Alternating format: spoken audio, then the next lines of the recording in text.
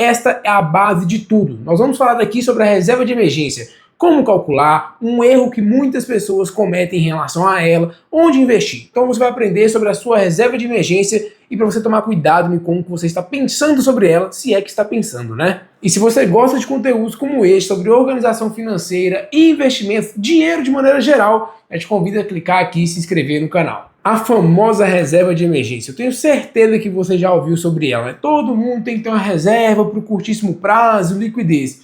Mas o primeiro ponto, para que essa reserva serve? Quando você deveria utilizar? É para ser utilizada?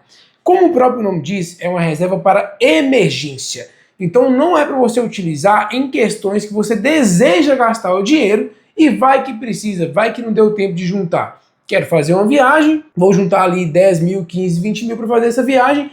Se não der, eu uso a reserva. Não, isso não é uma emergência. Vou comprar um carro, não deu para inteirar o valor todo, faltou 10 mil, vou usar da reserva. Não, isto não é uma emergência.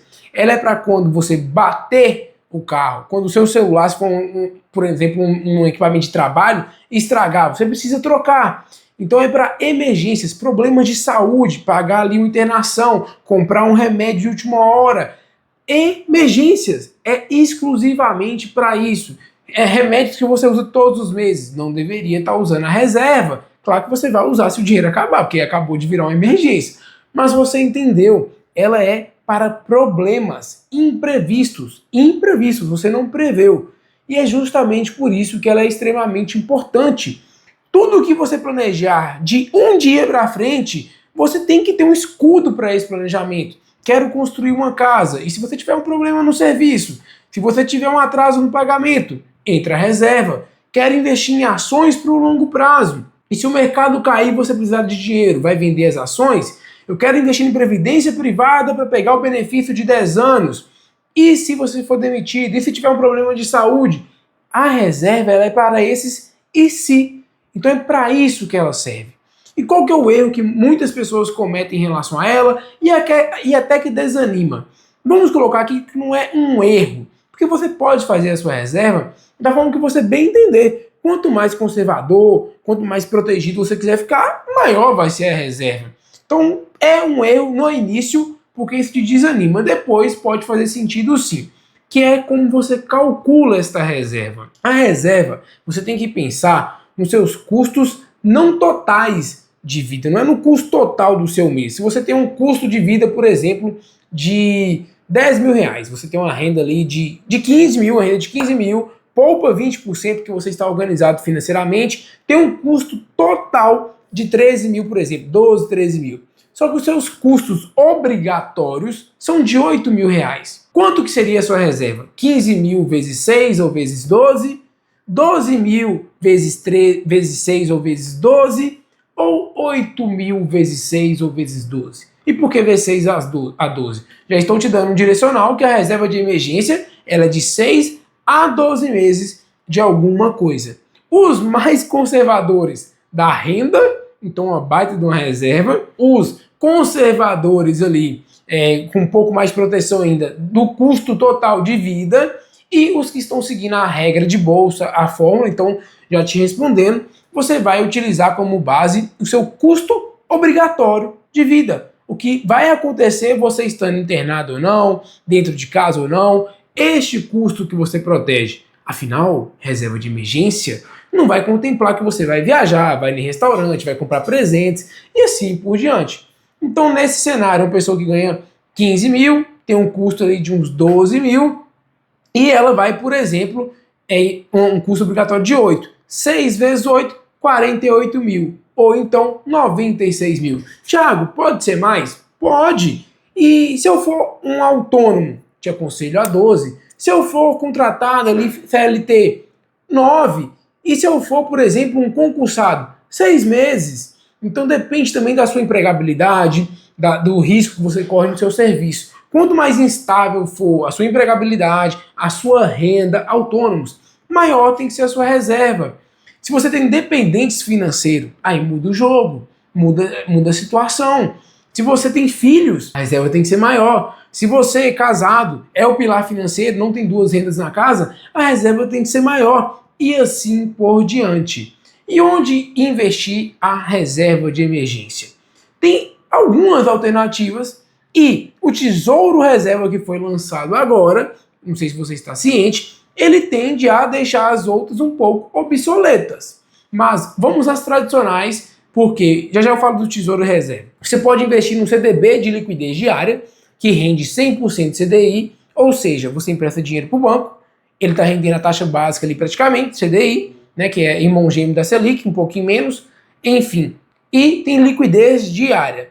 Se você quer ter uma reserva de mais de 250 mil, não coloque no mesmo CDB, por causa do FGC. Lembrando que o FGC cobre, incluindo os juros, ok? Quer saber mais do FGC? Entra no site do Fundo Garantidor de Crédito, confere lá. Além disso, do CDB, você pode ir para fundos DI. São fundos extremamente conservadores, sem volatilidade, desde que tenha liquidez diária, baixíssima taxa de administração e que rende ali na casa dos 100, 100 e pouquinhos por cento do CDI também. Outra alternativa, que talvez agora não vai fazer sentido pela novidade que eu falei, que era o Tesouro Selic. O Tesouro Selic você empresta dinheiro para quem? Para o governo. Então ele é mais seguro que o fundo, mais seguro que o CDB. Só que, e ele rende a Selic, tem liquidez diária. Só que poderia ter instabilidades no Tesouro Direto e você não conseguia acessar. Então, a depender, também não convém você deixar toda a sua reserva na mesma instituição. Deixa a sua reserva um pedaço no CDB de um banco, um pedaço no Tesouro Selic, e o fundo talvez nem precise, desses dois, ok? Para você ter essa flexibilidade.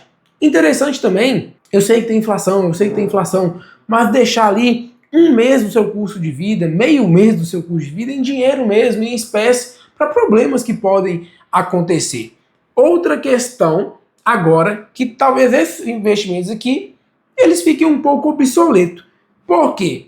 O Tesouro, então o governo, lançou agora o Tesouro Reserva. Qual que é a diferença do Tesouro Selic? Ele vai ser 24 horas por dia, 7 dias por semana, pagamento, se eu não me engano, via Pix. No momento que eu estou gravando esse vídeo, é só no Banco do Brasil que está sendo testado, mas a depender de quando você está assistindo, há um bom tempo ele já está sendo operacionalizado.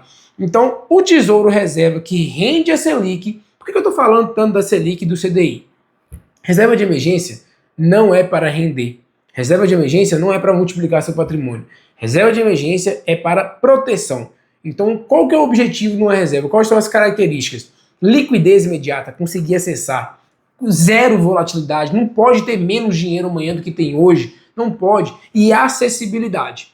CDB de liquidez diária, a poupança, melhor o CDB, o Tesouro Selic e agora o Tesouro Reserva. Porque ele é 24 horas por dia, 7 dias por semana. E ele tende a deixar esses outros obsoletos. Me fala aqui se você já tem a sua reserva pronta, quantos meses você tem e se você estava considerando a renda, gastos totais ou gastos fixos. Me dá um panorama disso daí, porque antes da reserva, deixa eu te falar a verdade aqui, você não deveria fazer nada.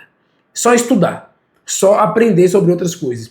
Não deveria pensar em diversificar em imóveis, não deveria investir em ações, não deveria fazer previdência privada, nada. Nada. Tem que ter a reserva. Ah, mas nada. Mora com meu... Não, também.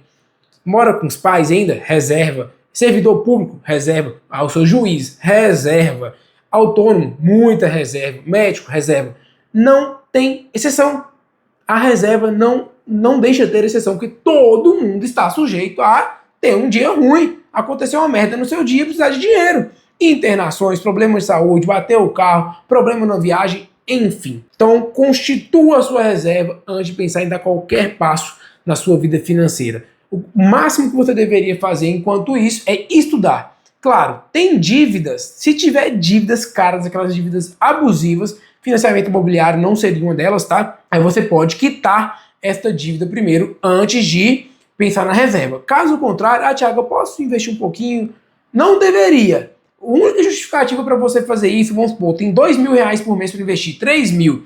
Queria colocar R$500 numa ação, em um fundo, é para você sentir o gostinho, para você entender que oscila, para você entender que o mercado funciona, mas conceitualmente você deveria investir tudo na reserva. E como eu deixei muito claro, a reserva ela é o pontapé da sua vida financeira. Depois disso, você tem que planejar a aquisição do seu carro, a compra do seu imóvel, a sua independência financeira, algumas viagens antes no meio do caminho. Então tem que ter todo um planejamento para o seu dinheiro. E antes disso, fazer sobrar dinheiro. Como eu mencionei, uma pessoa organizada financeiramente, que tem uma renda de 15 mil, ela vai investir em torno de 3 mil por mês, 20%. E como investir? Reserva.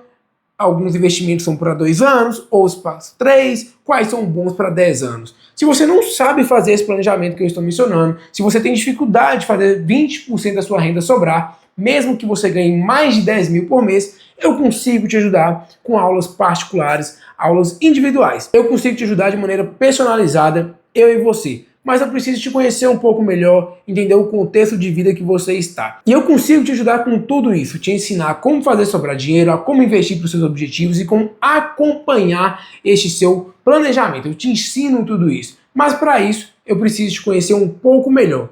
E para isso, tem um link aqui na descrição desse vídeo. Preencha, eu vou te conhecer e entre em contato para conversarmos. E se você quer aprender mais sobre isso também, já clica aqui e se inscreve. E se gostou do conteúdo, deixa o like também, por favor.